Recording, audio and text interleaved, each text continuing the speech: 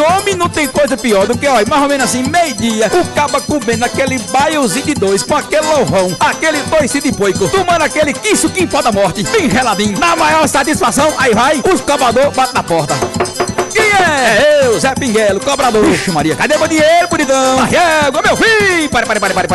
Quer dinheiro? Quero. Se você é aposentado ou pensionista do INSS, pronto, minha joia. É só você ir agora mesmo a MC Crédito. Olha, você que é aposentado e pensionista do INSS, servidores federais, é só ir lá e pronto. Seu problema de dinheiro é resolvido na hora. E o maior, as taxas de juros é mais baixinha e rasteira dia não. E nós só trabalhamos com os bancos mais pai d'égua do Brasil. E vai! Você não vai participar do sorteio de uma cesta básica. É não? É isso mesmo, meu filho. Qualquer valor de empréstimo que você fizer, tanto faz, R$1.000, 5.000, você leva na hora, na ruma, assim que o seu crédito for aprovado. E é bem ligeirinho. E ainda tem mais, compadre. Se você for correntista do Banco do Brasil, vai, faz seu empréstimo também. O negócio bom. É bom mesmo, compadre. Vale ligeiro nas carreiras, sempre nos caminhos e corra pra MC Crédito. O endereço é ali, ó, na rua Agronomão do Rangel, 235, bem perto